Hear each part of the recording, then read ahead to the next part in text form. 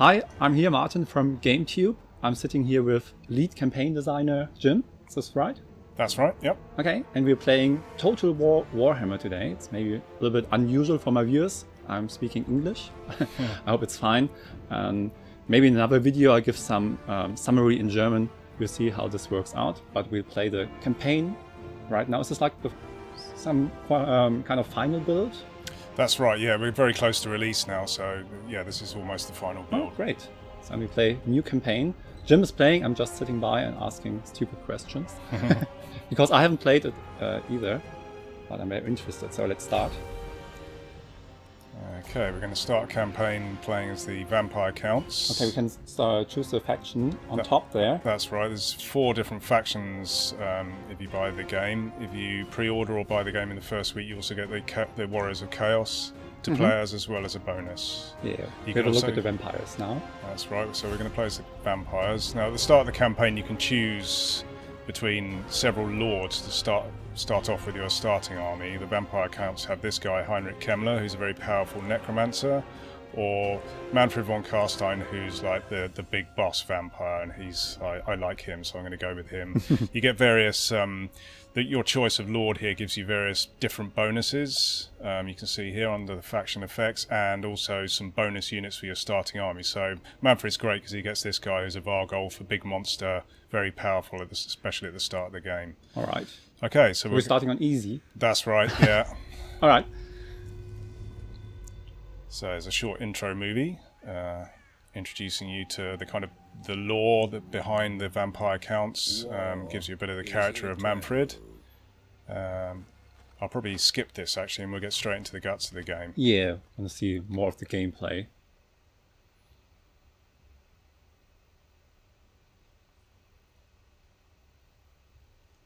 So one of the things that we've really gone for in a big way, as a result of really reading the army books from the Warhammer tabletop game, is the difference between each of the races. So that's not just in the unit rosters, the units you get to fight with on the battlefield. It's also in the kind of campaign mechanics. So each race has got a very different balance of features, and it makes each race very, very different to play, which is very refreshing. So the vampire counts, their unique campaign mechanic is that they can raise the dead.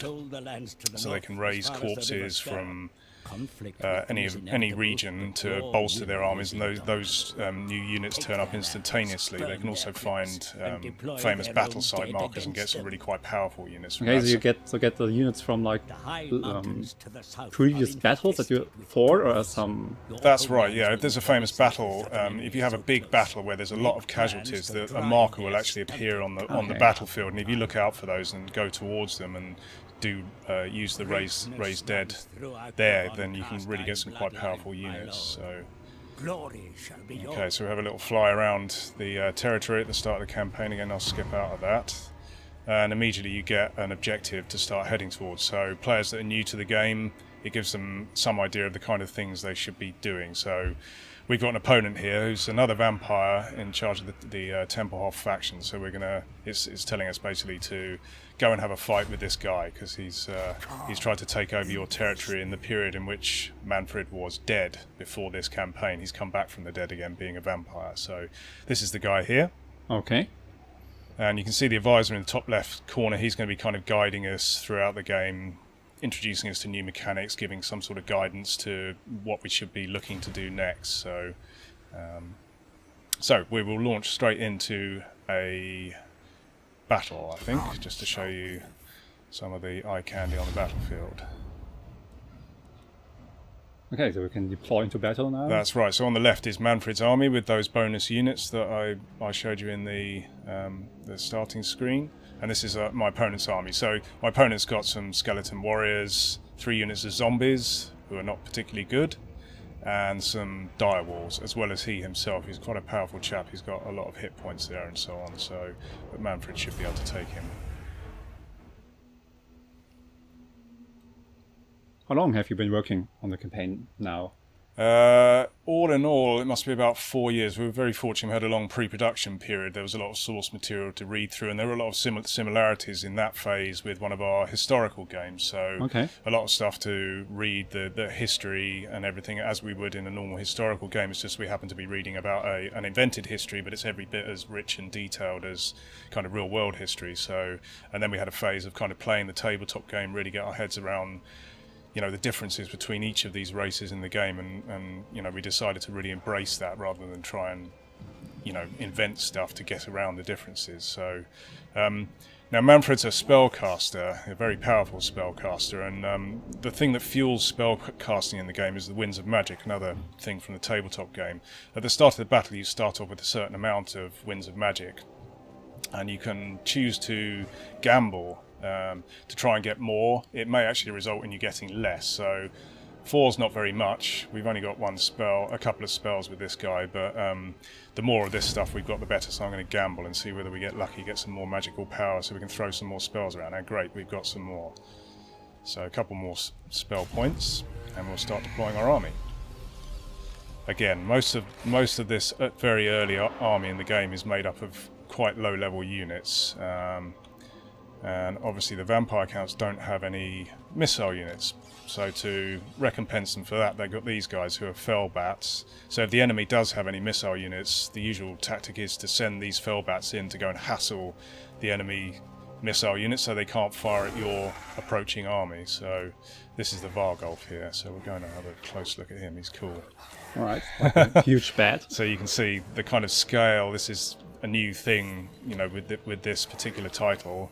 Previously we've had men versus men, men versus horses, camels, elephants, chariots. Now we've got Vargolfs, dragons, Terrorgeist, all this kind of thing going on. So, really spectacular looking battles, along with the kind of epic scale that you usually see with a Total War battle. So, I'm going to send my army marching towards the enemy.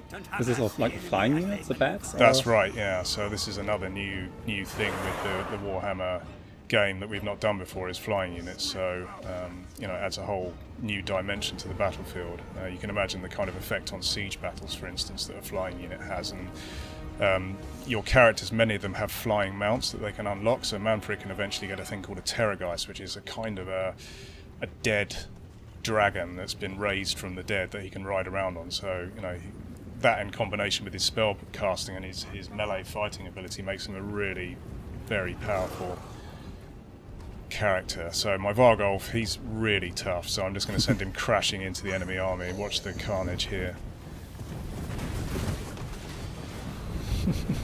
So do they have like a huge impact on the morale? For example, yes, certain creatures. I mean, each creature you can, if we just pause the game, I can show you.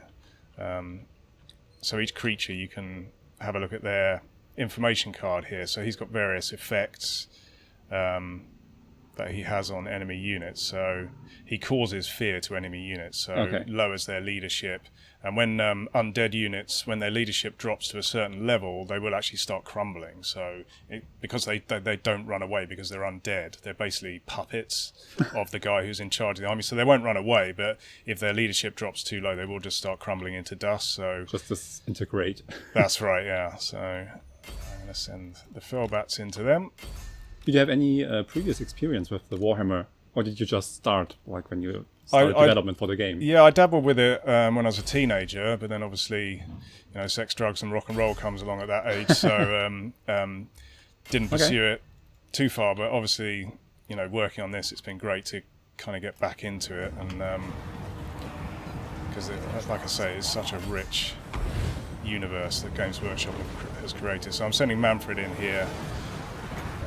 We'll cast a little spell just to show you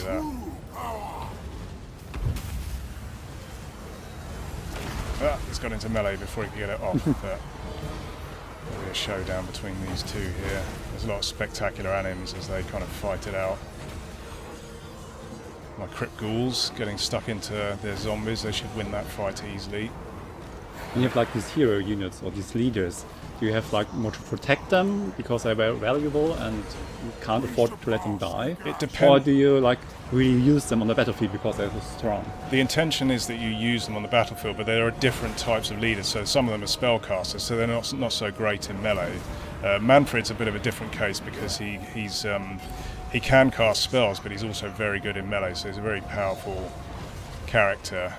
So you can see here he's easily duking it out with this guy and doing pretty well. He's almost killed him already. So the intention is it's epic fantasy, so we didn't want them to be kind of hiding at the back and not really having much of an impact on the things that are going on.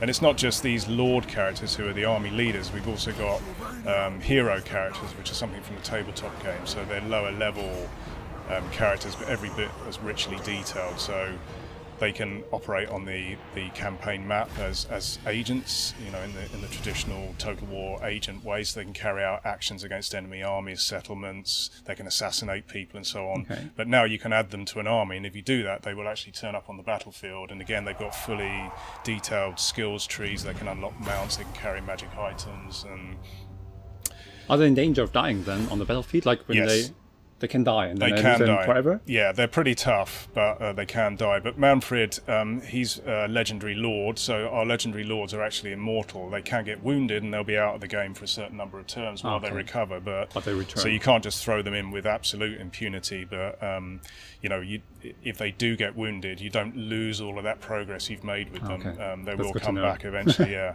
So having won the battle here quite easily, we've got a number of post-battle options.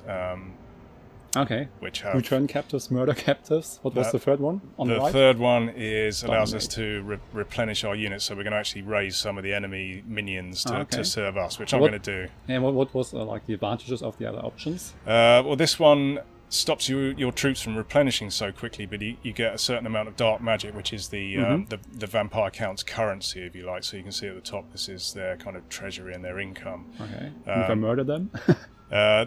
That gives you leadership for 5 turns. It raises the leadership of your army, making them much less likely to crumble if you get involved in a fight with this. I tend to quite like replenishment because it keeps my army up and running, so I'm going to go for that. So we've fulfilled our mission that the advisor gave us earlier. So we get a certain amount of the dark magic currency for having beaten an army of temple off. Manfred's gained a magic item, the Sword of Strife, so we'll have a look at that section in a second. Does he have like an inventory, or does it work? Yeah, definitely. So the advisor's just giving us a new mission, which is to capture an enemy settlement, Eschen. So that's where that is. Let's go and have a look at the inventory for Manfred. So you've got these certain number of slots which have different magic item types mapped to them. So we just picked up a magic weapon there.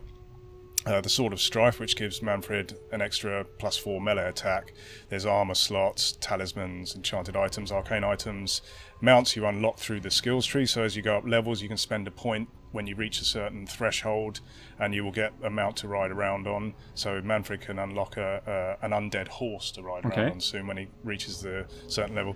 These slots here can be kind of split between followers who give you what tend to be effects on the campaign map, or you can unlock magical banners which you can allocate to units which give them certain buffs in battle. So you make a choice there between whether you want campaign effects or to buff your units in battle even further. So and Manfred's got all of these various traits that you'd usually expect from a Total War game to kind of give them a bit more flavour of that character. Do you earn some traits during the campaign? Or so they're conditional on the kind of things you get up to. So if you sit around in the city doing nothing, you might get a few negative traits, you know, that aren't so good. Getting lazy. Exactly. But if during that time you're sat in that city, you're building a lot of buildings, you might get a positive trait that helps with that kind of thing. If you're doing a lot of fighting, you'll get traits that help with that sort of thing. And here's the skills tree now. Yeah, we've got 1 skill point. Yes, we've got a skill point at the moment. So now Manfred's actually got the biggest skills tree in the game because he is unique in that he can cast spells from 2 different magical laws. No other character can do that. So this looks quite intimidating at this stage, but most other characters are much more simple than this. So the lit up skills on the left here are the ones that are actually eligible for us to learn at the moment, and they're split into areas of the game. So every character has battlefield skills for their own personal battle improvement, and these are these ones here, the yellow ones, and they map to the stats here. And anything that I choose here that would affect one of my stats will actually show up I see. in the So stats you can on see the left what's, here. So what's going to happen if you pick the skill. Yeah, exactly. These two here are the different spell laws. So this is the law of undeath here, so I can improve the spell, one of my spells that I've got. This is the law of death, which Manfred also has access to. I can improve spells for that. And as you go up levels, you can unlock different sections of the skills tree. At the top here we have the unique skills. These are all unique to Manfred, so they include the mounts that I was talking about earlier. So when I hit level 9 with Manfred, I can get a Barded Nightmare, which is an undead horse with armour. That goes up to a Hellsteed, which is a flying undead horse with armour, and then onto a zombie dragon, which is obviously pretty tough. Also here are the quest chains. So legendary lords within the game, within the lore, they have these unique magic items that no other character can get, and we've reflected that in the game by when you hit certain rank criteria with the character, it will unlock that quest chain. If you follow the steps of that quest chain, it will culminate in one of our quest battle, which is kind of a scripted battle, very epic in scale and really full of storytelling and voiceover and so on. And if you can complete that battle, then you get that magic item, and these are some of the most powerful magic items in the game. The red branch here, you can see that maps through this arrow to battle effects. So these are ways of improving your army. This is the tactical branch. So anything I learn here will improve me as a leader on the battlefield. So I can get stuff here. This one increases leadership. Okay. And these at the bottom here, this is the campaign strategic branch. So learning anything here will give me bonuses on the campaign map as a leader. So or just pick one.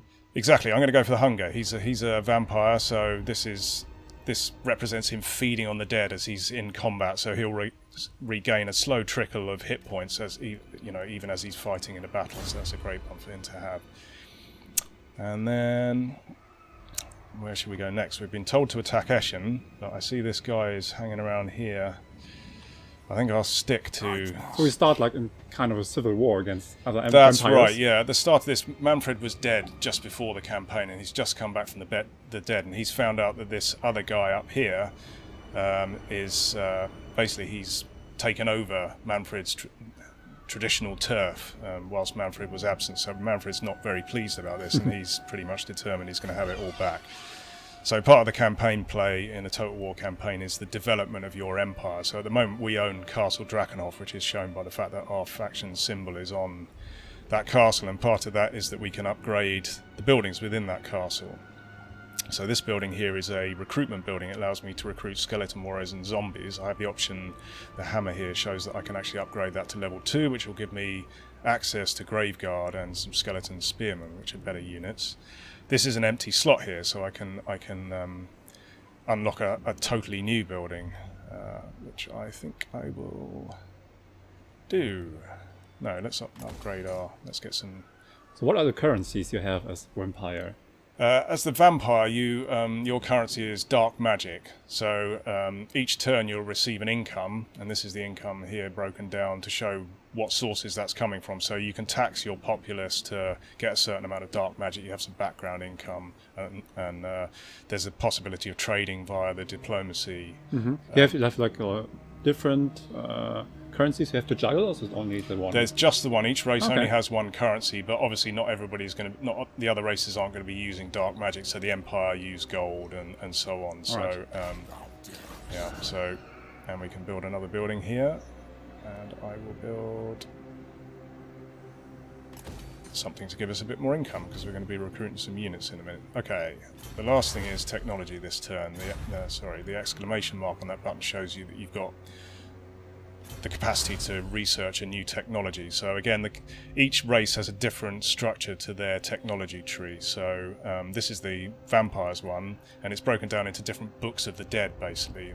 Manfred, in the lore, is notorious for going out looking for new ancient evil tomes that he reads through and gets new knowledge to kind of increase his own capabilities. So each of these has a different kind of area. So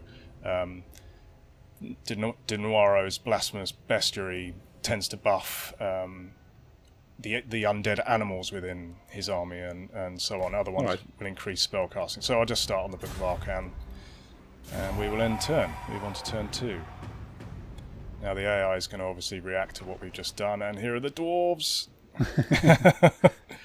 Joining the fight. Exactly. We're not at war with them at the moment, so we'll see if we can get away with that one. It's looking a bit... So is he attacking, or is he just No. walking by? The cross swords icon on any settlement or army will show whether you're at war with them or not. If we double click on him, we can kind of see what his attitude to us is diplomatically. So he's very unfriendly towards us. You can see he's got minus 37 attitude. But on what scale is it? Like 1 to 100? It's open-ended, so heavily in the minus means they're very likely to be quite aggressive towards you. So, but at the moment we're not actually at war. So we've reflected the Warhammer lore in the kind of initial diplomatic setup, but we didn't want to put hard restrictions in, preventing you from ever allying with the dwarves. If a player, it's a sandbox game, if a player really wants to put time into making friends with the dwarves and making them their ally, then who are we to prevent them doing that? So at the moment we're not at war with him. I'm just going to trust, possibly foolishly, that he's not going to do anything out of order. Nothing's going to happen. No, I do need some... I can see that the enemy vampires have sent an army to Eshin, which is actually my target, so I'm going to use the Raise Dead here via this button. Now there's no famous battle marker here, so I've only got access to really basic units, so skeleton warriors, skeleton spearmen and zombies, but anything's better than nothing, so I'll grab... You pay them with dark magic. That's right, so it's costing me dark magic to get these, and the great thing about Raise Dead is I can do it instantaneously. Normal recruitment takes a turn or more to complete, so I've just bolstered my army hugely, and I'm going to attempt an attack on Eshin. So this will contain not only the enemy vampires army, but also the garrison that comes as part of that settlement. So we've already seen a battle. This is a minor settlement. Now, with minor settlements, battles taking place there aren't actually over a walled settlement. They're on a normal open battlefield. It's only the major... So it's a siege. That's right, yeah.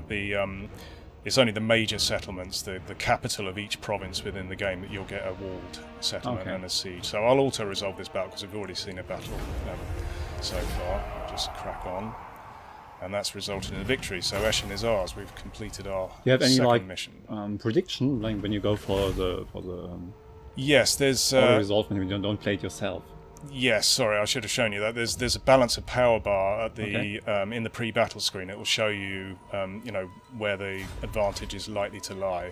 So, having taken this place, we have the option to raise it to the ground, or to sack it, which is basically smash up all the buildings, steal anything of value. We can loot and occupy, which means steal a lot of valuable stuff and then occupy the place. There's various positives and negatives of that. So we'd get some dark magic, but there would be a large amount of unrest amongst the populace. Or we can just occupy it. There's a small amount of unrest, and we get to keep the place, so I'm going to keep it. Are there any some negatives when you decide not to fight yourself, just auto-resolve? So it's like... Yes, it's generally better to fight the battle yourself as a player, but there's not a huge difference, but it's generally, we would encourage people to play the battles just because they're such, a spectacle to see, and it would be a shame to just go through auto-resolving, but it is perfectly possible to go through a campaign never fighting a battle and just auto-resolving them. So, okay, so we've completed that mission. We get another big chunk of dark magic, and now the advisor has issued us with another objective, which is to occupy, loot, raise or sack 4 different settlements. We've already done 2. So, because we've got 2 settlements already, and the advisor is talking about the spread of our territory here. So, we've got Eshin and Castle Drakenhof. They are 2 settlements within the same province, which is made up of 3 settlements. So, if we take Waldenhof, we've got the whole province, and that allows us certain bonuses, which I'll show you once we've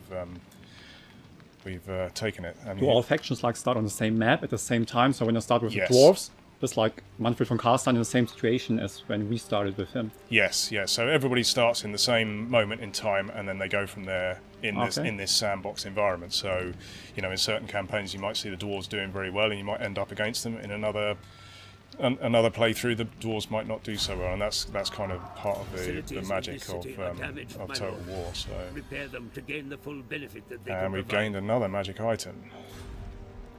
Very fortunate. The advisor is telling us that a couple of our buildings in the settlement we just taken were damaged in the battle, so if we want to get any benefit from them we need to repair them, which we do via this icon here. You can see they're kind of a bit smashed up, and so we'll repair those. Actually, this one I've already got in my main settlement, so I will not repair that. I'll knock it down and replace it with something else. It takes a turn to be knocked That's down. right, yeah. Manfred's gone up another level, so we will pick another skill. I'm going to go for this, which will improve his movement range on the campaign map. Well, since you skilled the hunger, with the last skill point, you could have chosen one of these 4 skills. That's right. So since I've opened the precursor skill, it unlocks then the next stage, and again that will be true down here. Now I've learned this skill here. And to get Bloodlust, I have to skill all 4 of them, or only one of the 4? If you look on each one, the tooltips always give you information about what's required. So the red line there says available after spending 4 skill points in the previous group. So this is the previous group here. So once I can spend points anywhere I want within this particular group. Once I've spent 4, that unlocks that. Once I've got that, I can then start spending points here, and then so on. So okay, so Manfred's used up all his movement. This is like, it's saying like 13 from 20. So it's like this maximum size? That's right. So the maximum army size is 20 units. So we've got 13 is it the same for every That's character? right, yeah. But what you can do on the campaign map is you can actually wander around and you can bring a second army behind you. And if you do that, then and you get involved in a battle, they will actually come on as reinforcements. So you can have up to 40 units under those circumstances, 2 20-stack armies. And if the enemy's doing the same, you can see the scale of the battle can be absolutely gigantic. So so I'm feeling a little bit lonely here. I've not really made any friends so far. Just one question. Do you also control like the reinforcements, or Yes. they just Yeah. And they come on this at the same moment at the start of the battle, or do they join later on? That's right. They come on at the same moment. So You start with 40 units. That's right. Okay. Yeah. So I don't have any friends particularly at the moment. So I'm going to try and make friends. There's another vampire faction you can see just down to my southwest here. They own a settlement. They're called Schwarzhafen.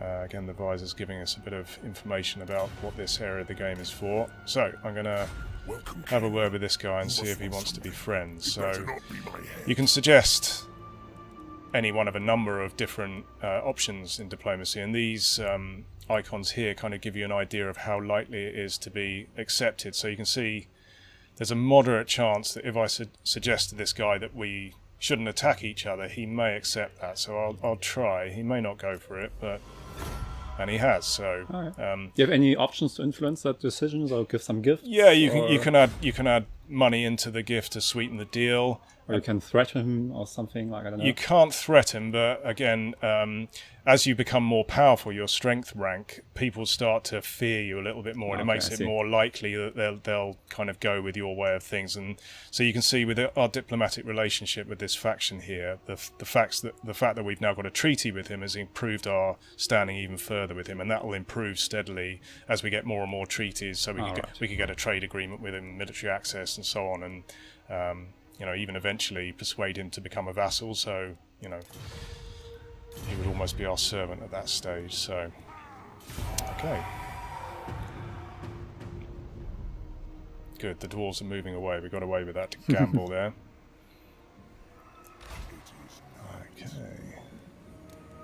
Let's see what we've got available to recruit. Do we get any bonus, like when we own all settlements of a region? Yes, so I'm thinking here, do I want to go for Castle Temperhof, which is this is a region capital. You can see it's the largest one with the biggest number of slots, so that's going to have a tough garrison defending it. Also, there's an army sat in there, so at the moment I don't think I'm powerful enough to do that, but what I can do is I can go and take Waldenhof, which is the last remaining settlement in the province that I am actually in. If I can take that, then we'll be doing great, and I'll show you what happens at that stage. So on Manfred goes. There's the balance of power bar. Now this is a bit iffy, this battle. I probably should have recruited some troops before going in here. They've got a big garrison in there. Now we've got a decision to make. Do we gamble? I'm gonna gamble. Okay, let's see. what happens? Yes, we've scraped, but it's been a very perfect. very costly victory. So a lot of my units have taken quite a bit of damage. You can see the Vargol's almost dead. So it might take us a turn or two to recover from that particular blunder on my part, but we did take the settlement, so let's occupy that. And now we've unified the province. If you raise a settlement, does it disappear from the map completely?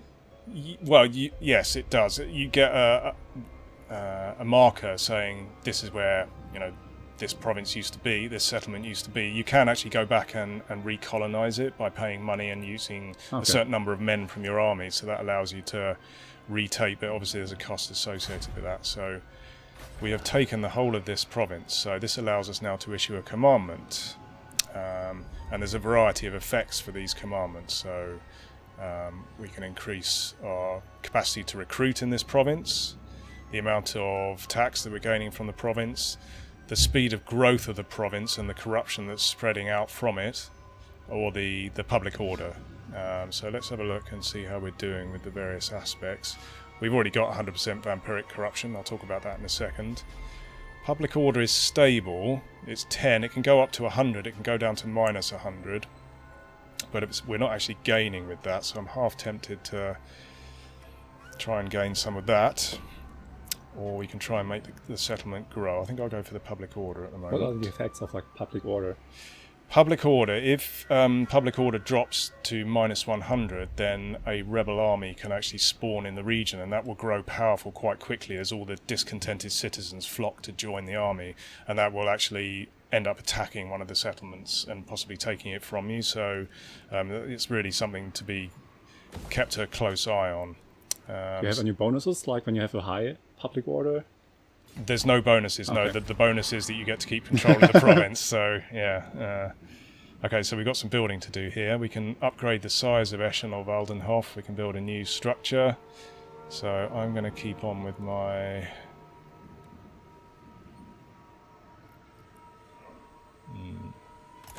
Let's go for that. That's even more public order.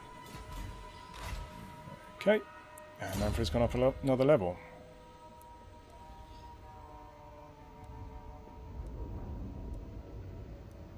So this helps him on the campaign? Yes, those are the campaign skills, or we can just make Manfred an absolute legend in combat or casting spells. So actually I'm going to start going down some of the spell trees so I can show you some of the spells later on. So I've chosen one from the Law of Death there. They tend to be quite offensive attacking spells, so and I'm also going to upgrade the main chain. Now the way that settlements work, this is a tier 1 settlement, which means I can't build any other building in these slots above tier 1. When I take that up to tier 2, it will unlock this locked slot here, allowing me to build a second settlement, and it will also allow me to build these two up to tier 2 buildings. So the main chain controls the rate of expansion of that settlement, and in order to go up these tiers in the main chain, you can see that 1 there is indicating the amount of population surplus. So you need to wait for the population to grow to a size where you can actually afford to upgrade that settlement. So luckily this one has grown to that point. I've got the 1 growth I need, so I'm going to go ahead and build that. That's used up my remaining growth, so I now can't upgrade this place until I grow again. So it's not per settlement, but per region? Or? Yeah, it's per province. So per province, yeah. And let's do a little bit of recruitment while we're here, because my army is quite small. I quite like these dire walls, so let's get a couple of those. Our first settlement had like 3 spots or 3 options to buildings. That's right. And the other only 2. Can you like increase that size, or is it set? Yeah, so our first settlement was Castle Drakenhof. Now that's a major settlement, so that's the capital of this entire province. So eventually that can have 6 buildings in it. You can see by the slots here. It's only a level 2, a tier 2 main chain at the moment, so we've only got 2 slots open, but it can go up to 6. These are minor settlements, Eschen and Waldenhof, so they can only ever have up to 4 slots, 4 buildings within them. When this main chain gets up to tier 3, that will be the time when they're fully. So you have to kind of balance what you're going to build where, and you can kind of do a bit of forward planning via this, which is the building browser. So each settlement click have on a it. look at the options that are Exactly. available later Yeah, on. and you can see that some of the chains top out at level 3, so they're good to build in the minor regions because they're limited to level 3 in size. And then all of these chains here that go up to 4 and 5, they're good to build in the capital because that can go up to 4 and 5 level. So don't waste the spots in the capital for like weaker buildings. That's right. Yeah. Okay, so that's the end of that turn. We're doing some recruitment.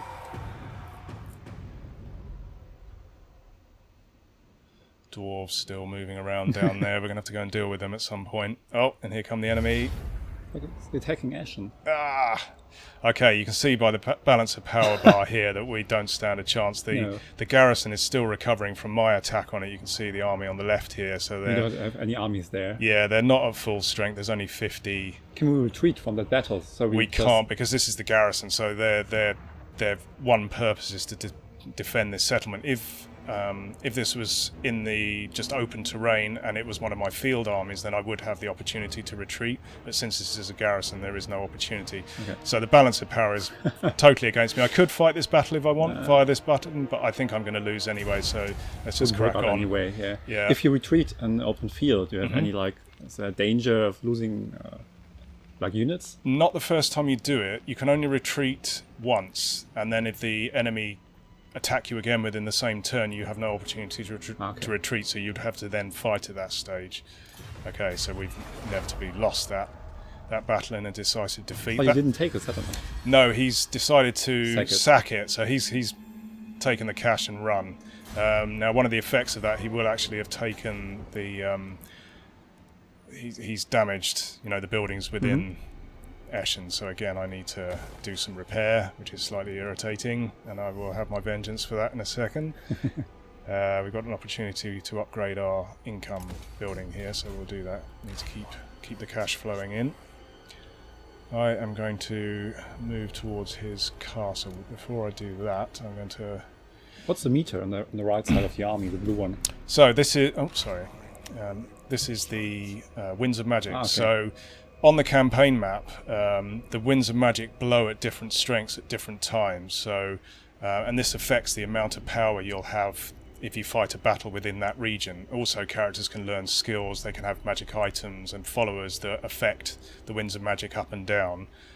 So you can have a tempestuous Winds of Magic, in which case you're going to have a bucket load of magical power to throw around on the battlefield if you get involved. And you can kind of check out the state of play around the world with the Winds of Magic by looking at the strategic map here, which kind of gives you an idea of the scale of the world we're dealing with. This is the stuff here that I've actually revealed so far. This stuff is still under the fog of war, and as I move out further I'll get more access to that. But we're looking at Winds of Magic, so at the moment everywhere that I know about, the Winds of Magic are blowing, which means they're kind of at an average level.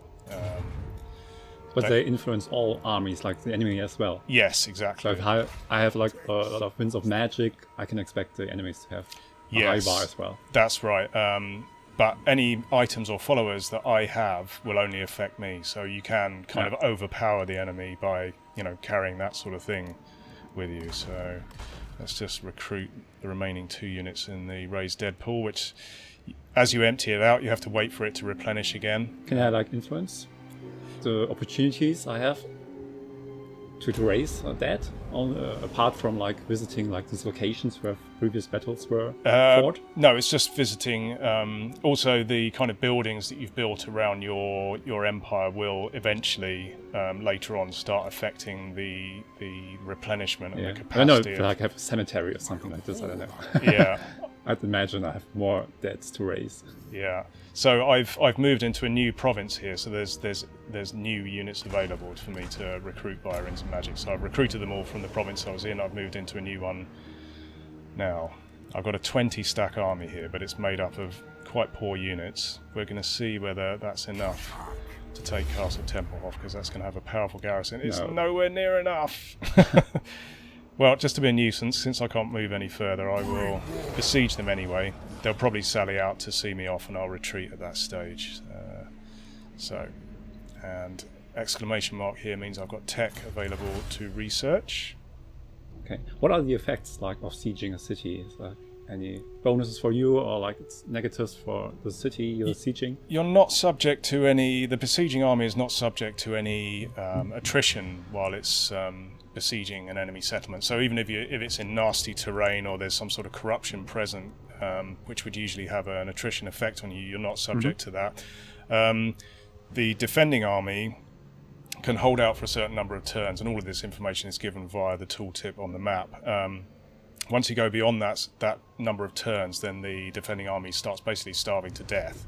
So they lose units every turn. Yeah, they start losing men out of their units, and quite quickly they can be reduced to an absolute shadow. At some point they're like forced to fight me. That's right, yeah. So you can build when you besiege a settlement, you can build equipment to allow you to bash holes in gates or climb over the walls. So you can end that cycle earlier. You can also take certain monstrous creatures are big enough to bash the gates down, and there's artillery pieces you can take along, so you can attack immediately without having to build that siege equipment. So there are various ways of getting around that. You don't have to sit through the full siege as the game goes on. Okay, so we've ordered up our latest research, which was reducing the recruitment cost of certain of our units.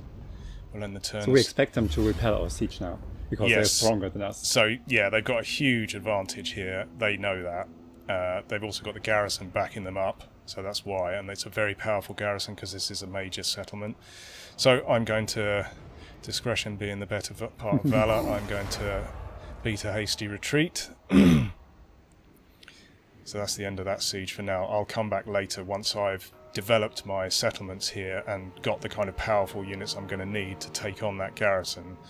So again, the beauty of the sandbox environment is I can think, well, I'm not powerful enough to do that. I can be developing stuff in the background to allow me to do that. What's my next target in the meantime? So they've got another settlement down here, or there's a human settlement up here. So we'll have a little think about what we're going to do next. In the meantime...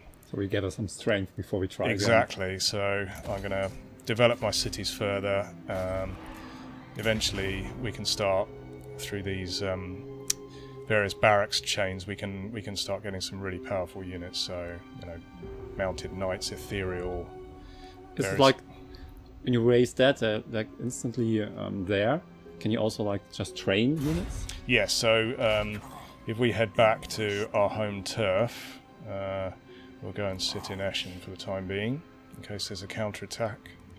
We'll just do some conventional regional recruitment. Now I'm in my own territory here, so I can recruit some units. At the moment I can't do that because I've already got a 20 stack army, so these are pretty rubbish, these zombies. Can you raise like another army, or do you always need like a leader? Yeah, you always need to have a lord, so... and we only have Manfred right now. At the moment I only have Manfred, so you're probably right. Let's recruit a new army. So you do that by, you go to one of your settlements, to the recruit lord button, and then you're offered a choice of characters. So you remember back in the campaign setup screen, we had a choice of lords who we were going to start off with. So there's the second lord. At the moment he's locked, and we need to construct a certain building in order to unlock him. He's quite a cool guy, so we'll get round to that eventually.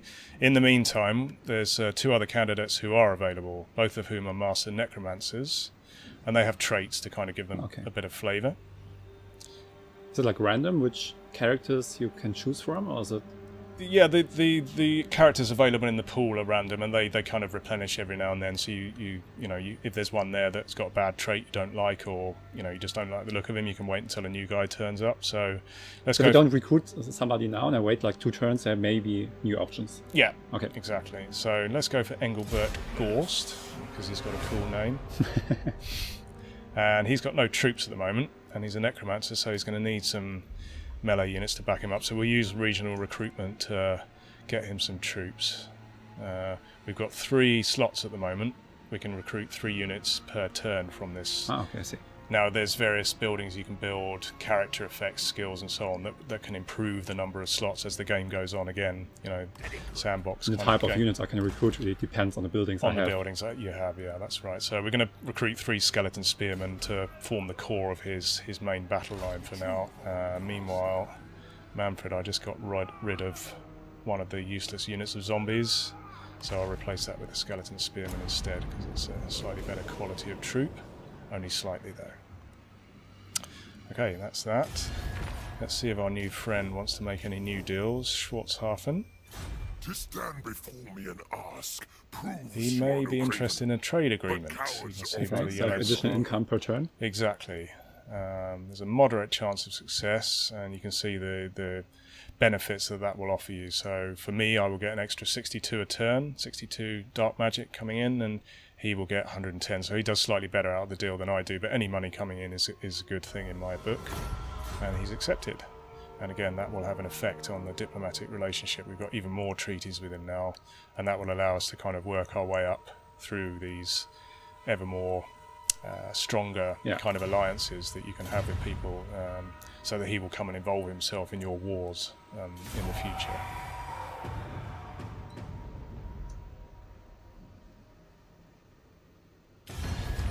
There's a greenskin army buzzing around down the bottom there. Now Tempelhof, because we've given him a bit of a bloody nose, is actually interested in the peace treaty at the moment, which, given how powerful Tempelhof the city is, I might actually accept that for now, fully intending to betray him later on once I'm strong enough. So, are there any negatives if you like do a treaty and then later on betray him, like on your reputation or something? Yeah, absolutely. So here is my reputation. I've got a reliability rating that's quite high at the moment, so people will tend to trust me a little bit more in diplomacy.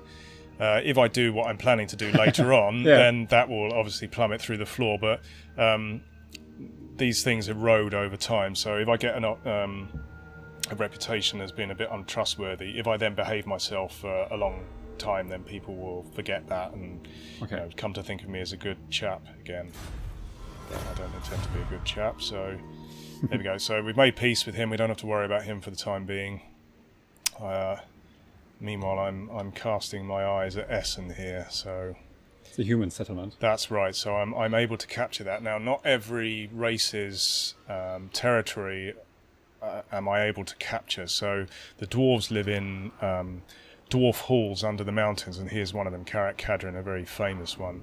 Now, the Vamps aren't all that keen on kind of capturing territory off of them, so if I were to attack that and win the battle, I wouldn't have the opportunity to occupy it. The two options available to me would be to raze it to the ground, that's always an option, or to sack it. I wouldn't be able to capture it.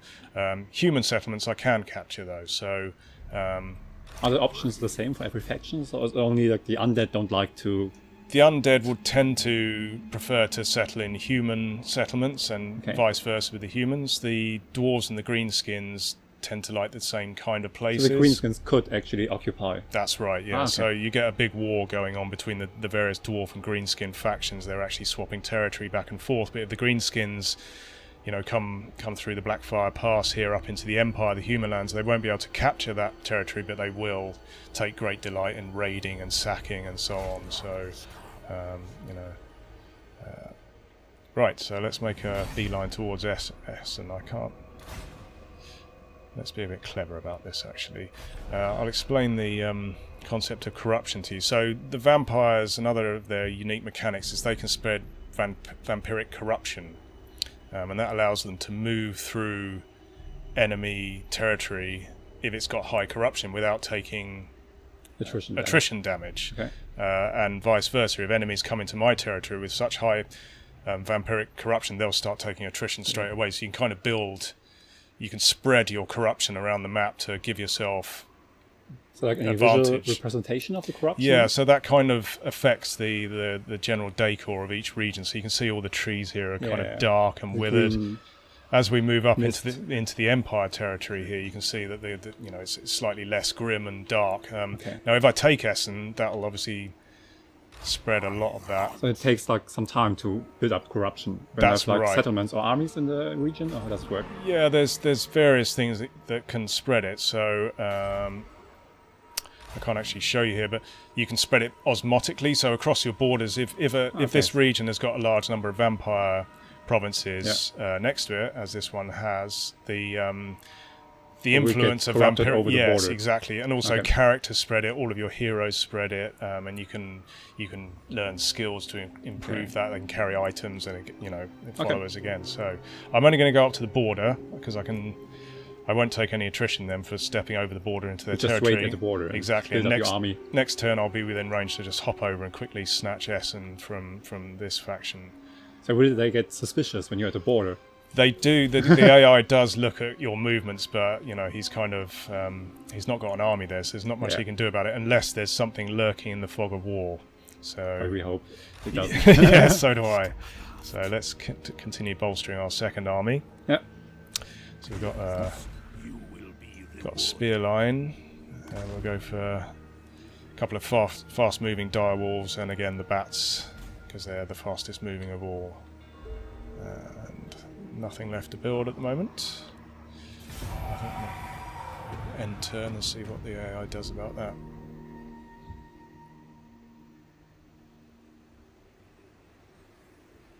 Okay.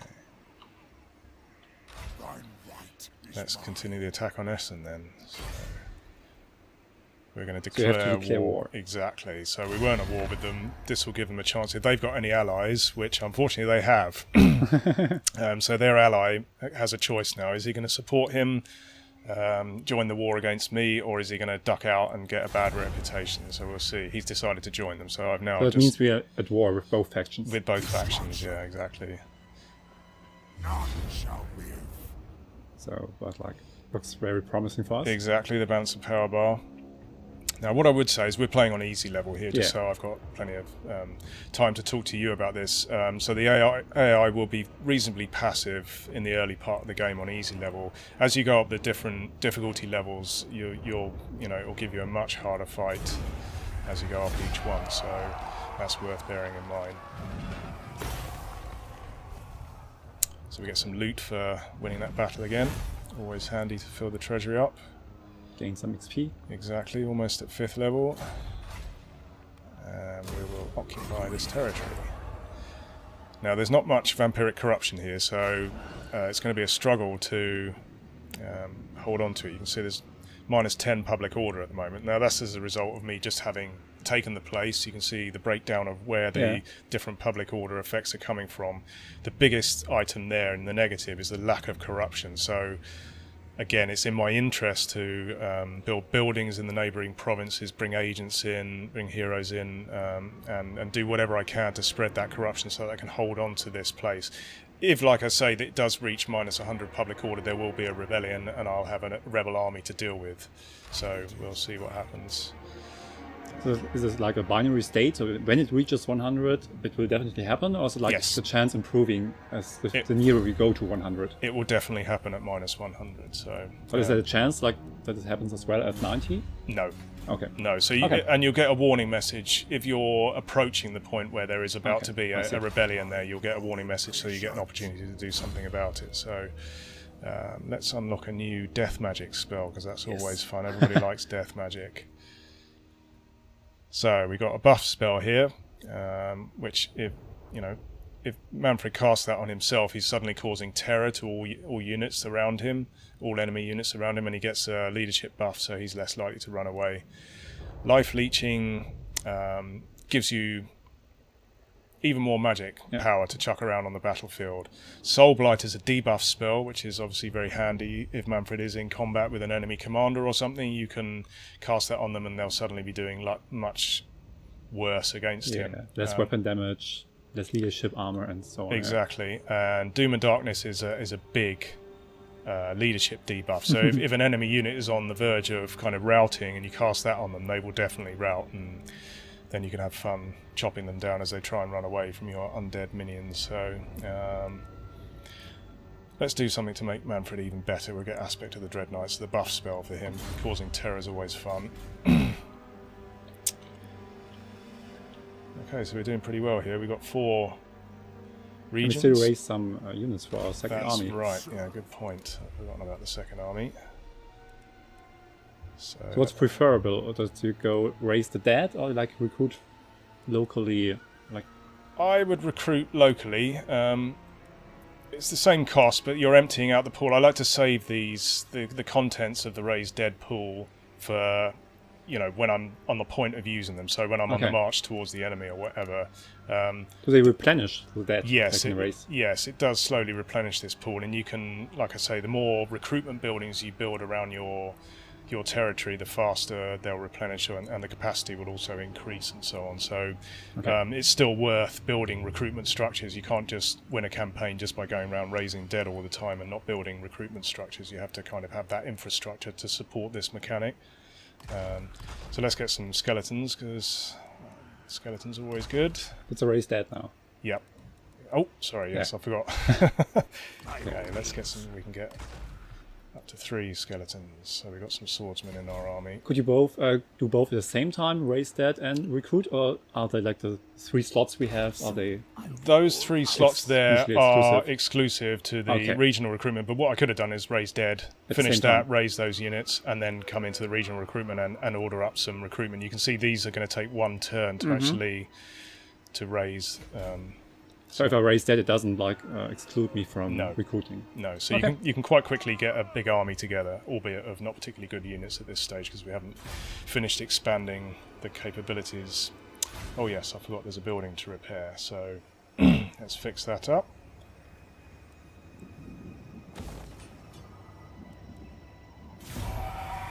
So if you missed something crucial, it tells you before you can end the turn. We always try and give warnings so that you don't kind of blunder on without realising there's a problem somewhere. Now, having taken our 4th settlement, we've hit the latest objective that our advisor's given us, so a lovely big chunk of cash.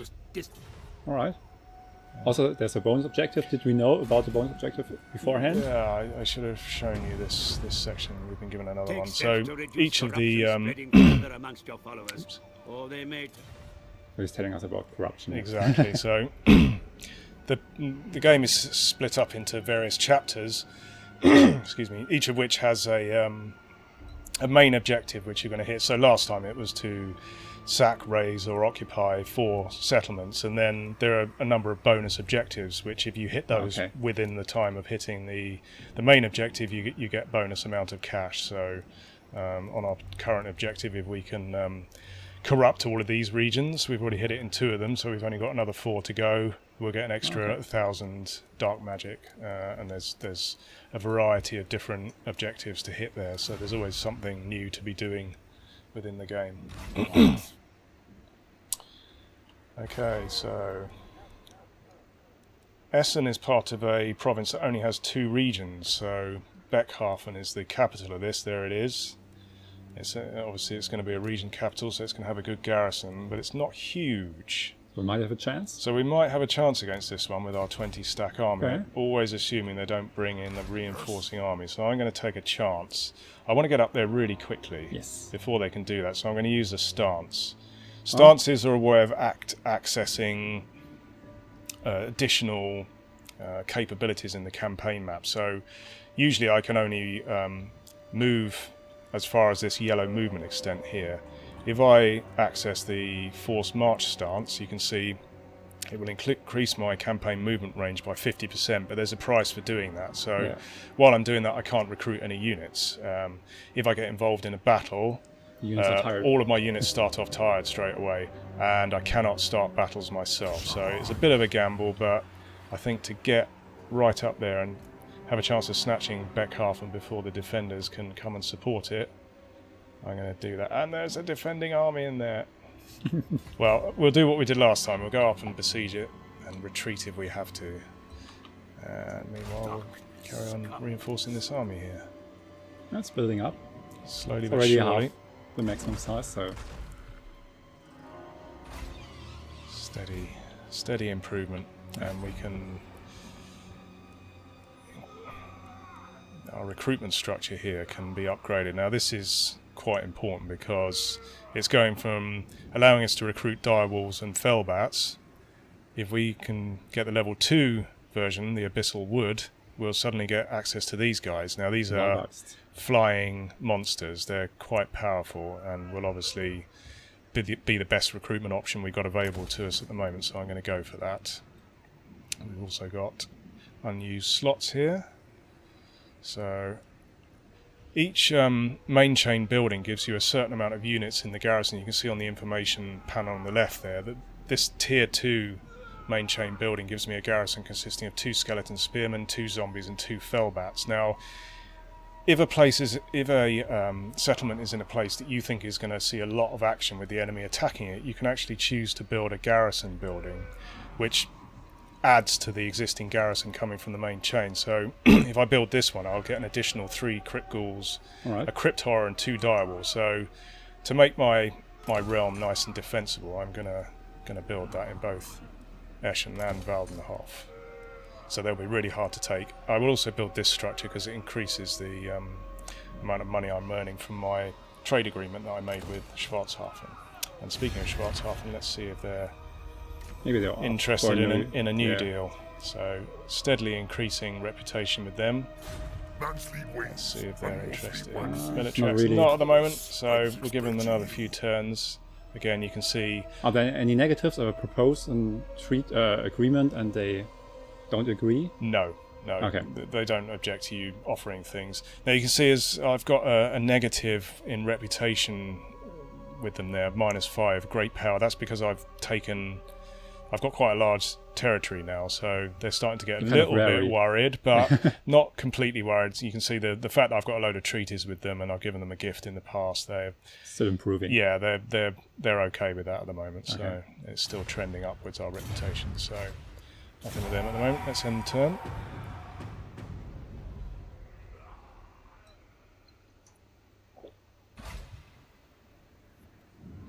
Obedience is becoming a problem here, my lord. Okay, the advisor's warning us that we've got a public order problem in the new territory we've taken to the north of our starting area, so let's just have a quick look at that. We're losing 16 public order a turn because of the lack of corruption. We're not really doing anything to spread corruption at the moment. I will get some agents on that and build some buildings eventually, but to crack on with our demonstration here, let's... This is a far distance, we don't have to worry about that. Exactly. So this is not going to work. You can still try. Let's get some idea of the strength of the garrison. It's enormous. Okay, well, just to waste their time, we'll do that, and we'll retreat again later. Hopefully once those that building's finished building, the Vargeist might make that a little easier to win, that battle. Okay. So yeah, maybe we can get them on the field and see them in action. Yeah. What I might do, a little earlier, we were issued with an early quest battle, so I might go and get involved in that. Here's an incident, so these are the kind of emergent events that happen throughout the campaign to add colour and tell a bit of a story of what's going on. So you've got a vampire within your dominion here who's misbehaving basically and causing trouble, and you get a choice, a dilemma of what you're going to do about that. Okay. So these events are just randomly appearing and you can like act on them? Yes, exactly. Okay. So and each choice has a different outcome. So we've got a public order problem anyway, so I'm gonna do this option. I don't really care about my diplomatic relations with Tempelhof. As you know, I'm planning to betray them at some point anyway, so I'm going to take this misbehaving vampire's lands off of her. They didn't repel our siege, didn't they? No, not yet. They will do eventually. So I'm just surprised because I looked much stronger that it didn't attack or repel our siege. So, well. So we can, via tech here, we can improve our the capabilities of our skeleton warriors, or we can actually make them even more experienced when we recruit them, which will make them better. I'm going to go for that one because we've already got quite a few of them in our armies, so that will improve all of those. And actually, to show you this quest battle, I might just pull out this siege myself. You can see the marker here for the quest battle. Let's have a look at that. And you can always find out about objectives and quests via that menu there. It will give you a full readout on what you've been given. So there's been an expeditionary force sighted of Empire soldiers, so we've been tasked with going to intercept them, and there's quite a nice magic item if we manage to defeat them. And we'll get a hero necromancer, which, as you know, we're struggling to spread corruption in our new territory, so he can be quite handy because one of his effects is to do that. So let's break off this siege, which we're never going to win anyway. So the quests are also randomly chosen chosen from a pool, or are they the same in each campaign? They are randomly chosen from a pool, so and many of them rely on kind of situational triggers within the campaign. Some of them are entirely random. So, like I say, it's a sandbox game, so there's a lot of variety in that kind of content, so that you never kind of get the same things in the same order.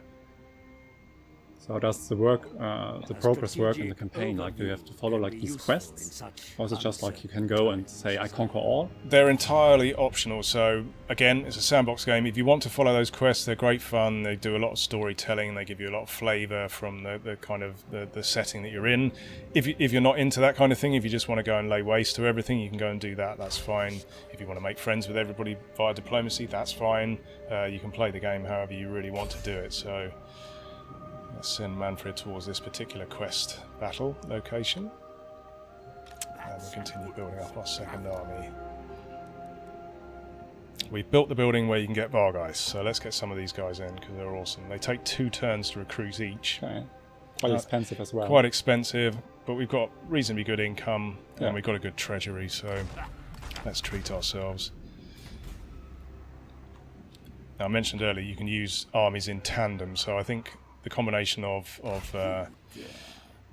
this guy's army, Engelbert, Gorst's army, and Manfred together may be strong enough to take out Castle Tempelhof. So the grand betrayal may occur at some point soon. Can I move my army while recruiting, or do I have to stay at the same spot when it takes 2 turns? Once you're doing regional recruitment, you're kind of locked down unless you cancel that recruitment, then you can move on. So I have to wait there.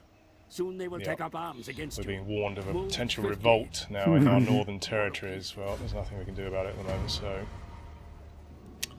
another event.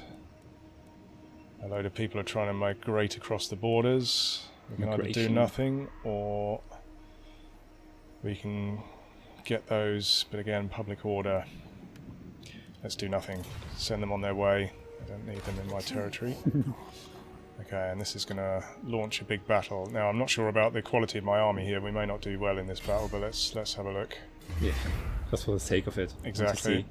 So you can That's see alright. it's okay. Yeah, like 60%. Yeah. Now, this is a quest battle, so we don't have the option to auto-resolve these. We must fight them. So we've got a reasonable amount of magic to chuck around, fairly average. Manfred's reached level 5, the same level as the enemy commander. You can see the colour of these skills here give you an idea of where each character's strength lies. So the yellow, he's got 1 point spent on increasing his own combat potential and 2 in campaign skills. Manfred's got a different balance of skills, so he's upgraded his own combat potential much more. Exactly. So like he's helping more his campaign skills. Yeah, that's a good sign. So we're going to this battle. The enemy have got some Empire Knights there. They're quite a powerful cavalry unit. I'll have to be careful what I do around those. Some halberdiers, they're armour piercing. I've not really got any armoured units, so I'm not very worried about them. He's got a couple of missile units. Now, I do have to worry about them. I haven't got any missiles myself. That's a job for the Fellbats. They'll go and hassle them, stop them from shooting at my guys as they come in. So. France, the son of horse and tumors. There were like a few questions from our community about flying units. Like, how do they work in comparison like to ground units? Well, obviously their big advantage is their mobility, the fact they can fly over obstacles and everything, but you can't just use them in battle with impunity. Once they get involved in melee, they're kind of locked into that melee. You can attempt to retreat with them, but they're not just going to take off instantaneously and disappear off to the other side of the battlefield. They kind of, it can take a while to extract. So you have to be quite canny with how you use them, as particularly characters on mounts and stuff. You can't just charge over the enemy line and attack their artillery behind, because it's quite likely you'll get bogged down in combat and swamped by the enemy. So has every unit the capability to fight flying units? Yes, because when they come down, they have to land. They have to land, and that's an opportunity to attack them. And obviously missile units can shoot them while they're in the air, and so on. So let's get our zombie horde up the front. They're quite slow moving, so we put them as far forward as we can. But against melee units, like if I don't land, they can't attack me at that moment. Yes. Okay. Yeah, but if the enemy army is left in a situation where it's only got flying units left, then they will realise that they can't really win the battle. So there's a chance that they'll run away eventually. Okay. Let's get the Vargolf up there, and we'll get Manfred a bit further forward this time because he's going to go and have words with the enemy commander. Bats need to be. Let's see where the enemy missile units are. Fairly central in their line, so We just flanked them. yeah, let's take them around the flank. Good idea. Let's do that. Okay, and we will lock. Oops. We will lock these in a formation. Let's take the bats out of that formation. No, I didn't put my dire walls. I'll do those in a second. We'll lock those in a formation, so they'll hold that formation. So I can just drag that whole formation out on the battlefield in the same way that you can with. They won't move at different speeds. And Exactly, like, they'll lockstep and they'll arrive yeah. in front of the enemy in that exact formation I've put them in. We'll put the dire walls out on the flanks, they can do some mischief out there, start the battle, and we will move that formation block forward using the cursor keys. And marching towards the enemy. The dire walls moving out on the flanks. At the start of the battle, you see all enemy units, or can some be hidden, like in They can be hidden. woods or something? Yeah, they can hide in trees and also prominent hills and so on. They can hide behind those. So you need to have a line of sight. And certain units, like light cavalry and so on, have a much better chance of spotting units at range than other units will. So, okay. Spear units are good against large creatures, and obviously the Vargolf is a large creature. You can see if we click on that unit. Mm-hmm. Their weapon strength, they've got the icon beside it, so the tooltip again gives you information, gives additional. So I don't really want my Vargolf to end up against the spear units, and the same is true of these halberdiers here. So what I'm going to do is actually charge him across away from them and try and get him into the swordsman in the centre where he can just wreak havoc with impunity. And to try and stop them from preventing me from doing that, I'll send my zombies in to intercept those two units and try and pin them down. Again, spears are going to be quite good against my dire wolves as well, so I'll try and keep them nice and safe. And the fellbats here are going to go down and hassle those bowmen, keep them off my case while I close on the rest of their line. On we go. Attend me! From the dead, march! Okay, it says we have uncovered some hidden foes. Exactly. We didn't see before. Let's get him in against the enemy commander, and I'll get Manfred in against him as well. That makes more sense. Is it like that you confront the enemy leader with your own, like what you usually do? Or? Yeah, that's what I usually do. I usually spec my commanders out to, be good at killing other enemy commanders, but you don't have to do that. If you've got a spellcaster commander, he's obviously not going to have the stats to allow him to do that so well. But what I often do then is I put a hero in his army, a melee hero, and he takes that role instead. So I'll send him off after the enemy commander and lead my casting lord at the back, casting spells over the enemy line. So, okay, the enemy are fully engaged. Let's bring our dire walls in from behind. Oh, these ones have been caught by the spearmen while I've been chatting. A big concentration. There's the Empire Knights crashing in on the flank, so let's send some more units over there. So the enemy are not liking my fear-causing units in front and back against them, so they've started to rout here. That's always great to see. Manfred's still making his way over towards the enemy commander. Vargolf as well. Was it like a big challenge in comparison to other Total War games to like balance these factions, because they're obviously more more different than, like, I don't know, Romans fighting against Gauls or something? Yeah, I mean, we were quite fortunate in the respect that obviously we've been doing these kind of epic scale battles for 15 years now, so we kind of had a good groundwork there to build upon. So we know how to do conventional spears versus swords, men versus men, men versus cavalry. And although it's not true that we haven't done any work in that area, we've been able to concentrate more of our efforts in, the new mechanics, you know, the magic, the giant creatures, and so on. So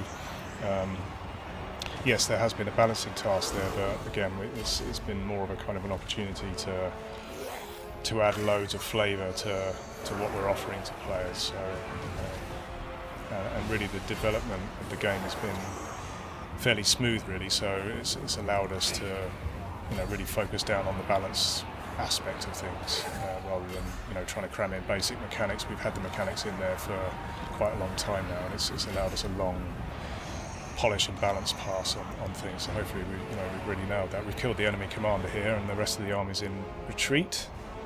So it's all gone well. Taking a horde of zombies in always helps to tie the enemy down. Victory. So we can carry on mopping up the enemy here. I'm just going to crack on. End battle. We should receive our rewards, which I believe is a magic item and the necromancer that we can use to then start spreading corruption in our spreading empire. Is there any advantage, like in continuing the battle instead of ending it, so you get additional rewards or something? Well, it's one of my own personal favourites. Phases of the battle, I always like to really swoop the camera down and watch units, you know, mopping up the last routing units. But yeah, I mean, you'll get the units that are killing those routing units will get extra experience points for doing that, so they'll develop their own abilities. Yeah, and it's just, like I say, it's just a fun, it's kind of the reward for me for winning the battle. Yeah, exactly. The enemy is driven before you. Yes, exactly. Okay, so we've got a magic item here, which I'll give to my second commander, I think, and then this necromancer, Siegfried von Sinclair, who's turned up. Yeah. We already had a weapon for Manfred. That's right. So can you swap these weapons? Like when I give Manfred maybe a new weapon, yeah, and absolutely, the older weapon. So let's look at our secondary commander. At the moment, he's got no magic items. These are the ones that are available. Manfred's carrying the Sword of Strife, which gives him melee attack +4. So I'm going to give this guy the Ogre Blade, and then we will move along to Manfred. He's got the Sword of Strife at the moment, but I'm going to give him the new sword we just unlocked, which is the Gold Sigil Sword. Sigil. And that will take a turn to reach him. Okay. But then he will have it. Okay. So that was quite successful. Our units replenishing after the battle. We've got this guy recruiting 3 of those. How does replenishment work when they're when the units are damaged?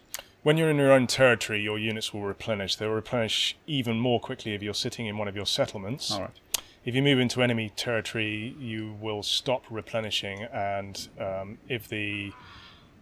in the vampire counts case, if there's no vampire counts corruption, you'll actually start taking attrition, so you have to be quite careful. If you go into an ally's territory, you can also replenish there. So unfortunately my ally looks like he's just been crushed by this human faction here. While I wasn't looking, he's actually still got 2. Oh no, that's the enemy vampire. So it's possible my ally's been taken out. Let's see whether he's still existing within diplomacy. He's still somehow clinging on.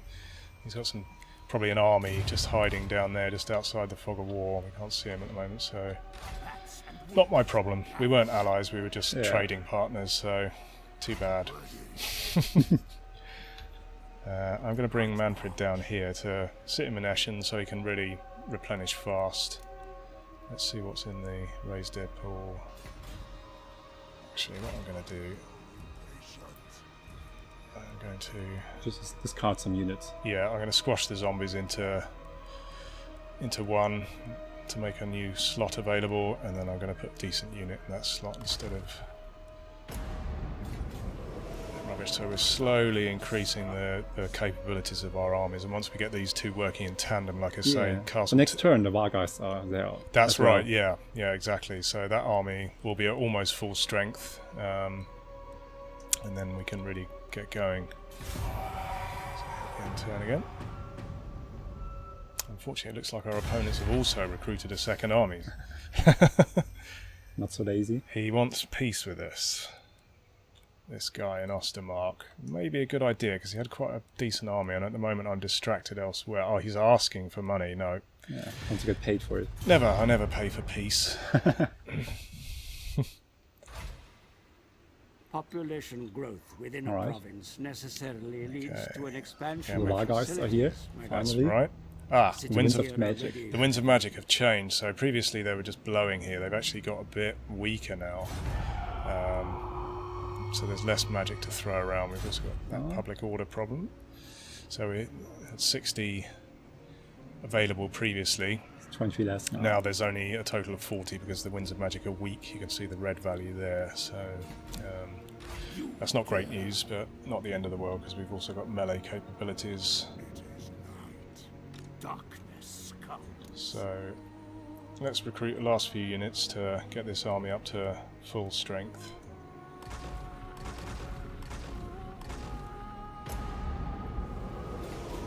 Okay, so we've got two 20-stack armies. We'll move that one up to within range. So this is going to be a supporting army, helping Manfred in his treacherous attack on... So it's important in which order you do it, like which one is the main army, which one is the supporting one. Exactly, yeah. So we'll see. We've still got quite a lot of low-level units here, but maybe those Vargeis, we're going to have to declare war on these guys, but maybe the Vargeis will tip the balance in our favour.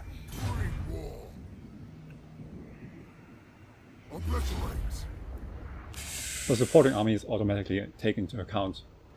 That's right, yeah. So And it shows like the balance of power. yeah. So I don't really.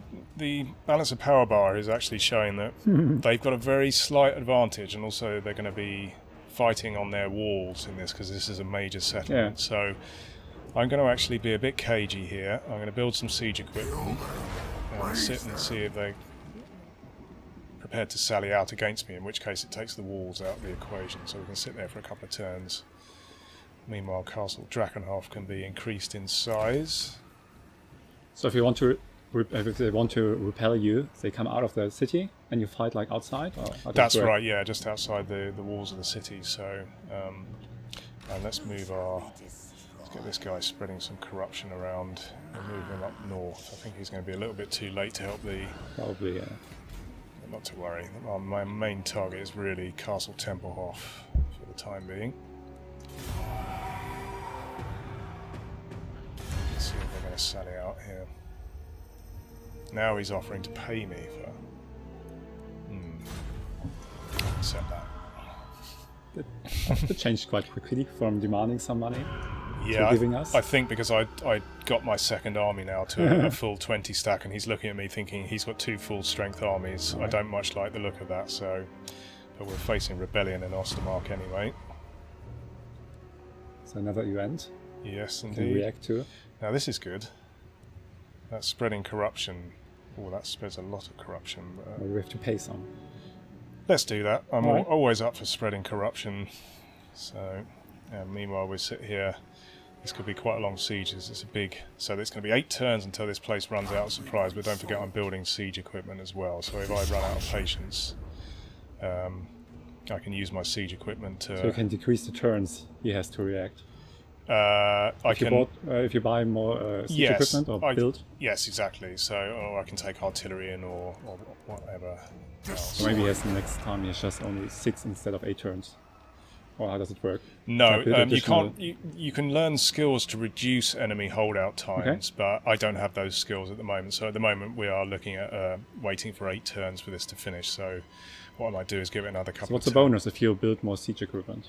It just slightly helps you, gives you more options to...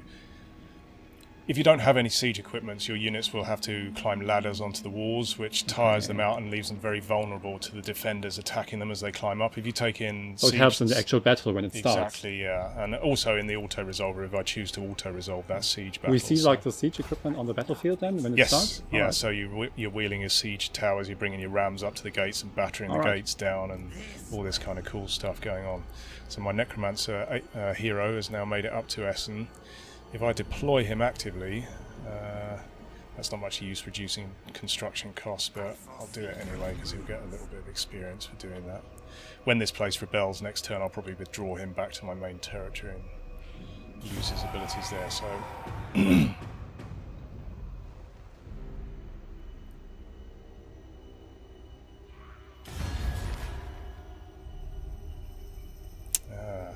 This guy. Yeah, this guy. I'm not sure that he's got any territory left, so I don't really want a defensive alliance with him at the moment in case he drags me into a war I don't want. Right, this is the rebel army up in the Northern Territory. Can't really do anything about it. No, he's much more powerful. He's actually brought a mortar along to the fight, which is a bit rude.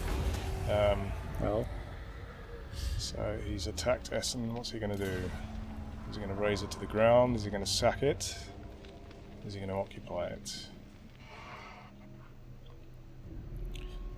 He's occupied it, so we've lost that place. well, can't help it.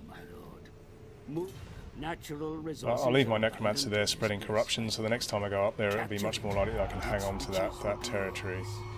Yeah, we're much more concerned about temple. Yes, exactly. Anyway. So that's just informing us what's happened, a reminder. And it's actually, we've got another mission here to raise or sack Fort Oberstar away to the west there of where we are at the moment. Attack! So shall we launch this battle? What should we do? Should we auto-resolve, or do you want to see we want a to see big it. siege? Just I thought you at might least do. see it. Okay. This may not go well for me. They've got the advantage. They've got the walls, and they've... We just want to see it. Yep. I've got a lot of Dross units. We'll see whether those Var guys can turn the tide of the battle. All right.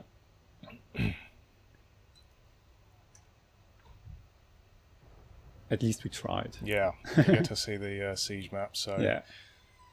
we've kind of simplified the siege gameplay in a certain way. In previous Total War games, you used to have access to 360 degrees around the walls. Also, there would tend to be a lull at the start of the battle while you sat back bombarding them with artillery and so on. We've made it much more immediate now, so you always you deploy within range of the defences on the walls, and there's two sections of walls for you to attack. Yeah. And this just basically means you get straight into the gameplay on the siege. And the gameplay is much more focused around the kind of fight for the on top of the walls and so on. So what kind of are the objectives of the siege? How do you approach it?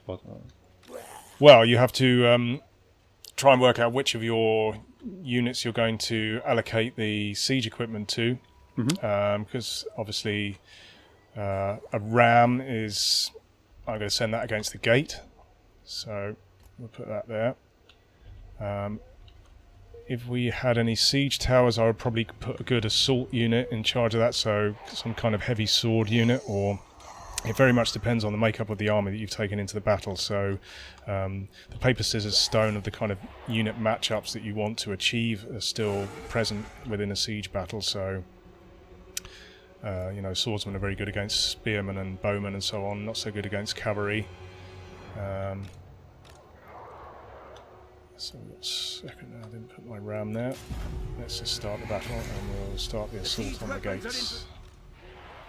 These other guys haven't got any siege equipment, so they're going to have to just climb ladders up onto the walls, which is not But each unit brings ladders, like basic equipment. That's right, yeah. But there's at least have the chance to breach the walls. There's big disadvantages of using that, so let's use our bats to hassle the defenders.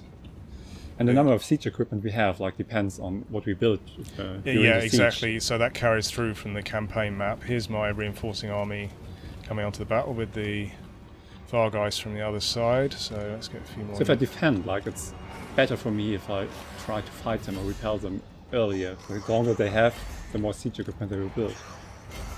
Yes, I mean again, it depends on the situation, but yes, it's so basically just it's often quite a good idea to sally out. But if you balance of power bar shows that you're not going to do very well against the army, you can wait around and use that time to maybe bring up a supporting army to help the garrison out, or all these kind of good things that you get in a sandbox environment, wealth of kind of options.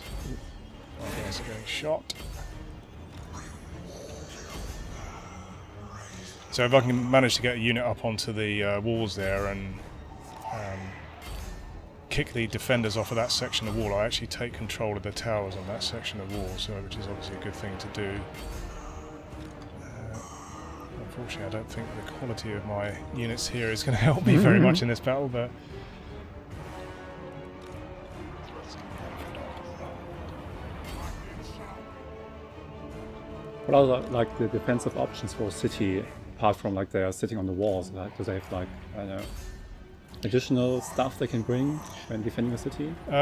They have obviously the garrison army will be helping them out. The ultimate objective for the attacker is to reach this town square here in the centre, so you have to fight your way over the walls, make it into the town centre, and defeat any remaining defenders in that town centre. So it's basically the city itself will offer benefits. So the walls initially, you've got a big advantage while you're defending those. It's got towers firing on the attackers and so on, and then there's the fight through the city streets. You can kind of lay your units out to best advantage there, have little ambushes from side roads and so on. So there's if I bring some units to the town square and he isn't showing up like for a certain time, I win the battle?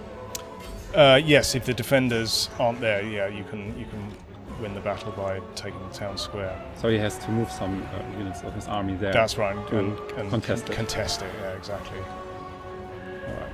So,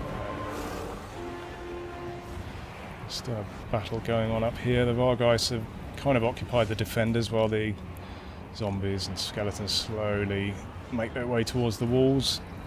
Over here I'm up on the walls a little bit more. There's a bit of a fight going on.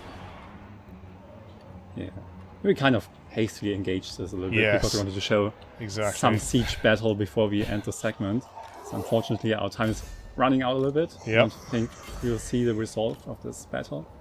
But well, the main thing is you can really see the kind of scale and the scope of these kind of big sieges, and you know the open field battles that you'll see later on. I mean, we've got 40 units here that on my side that are taking part in this battle, and when you get there, you know, a lot of the characters in, a lot of the monsters and the more powerful units in the late game, it's really, you can just sit back and just watch it sometimes. You can save a replay at the end of the battle and just watch it almost as a movie afterwards, which I found myself doing quite a few times and reliving the great moments from that battle, so it's a lot of fun. Well, that was like a lot of useful information and also a lot of new stuff for us. So thank you very much, Jim. You're welcome. So, and looking forward to playing this game when it's out. Yep. And yeah, and so some additional videos we have on our channel. So thank you, Jim, and until then. You're bye. welcome. Bye.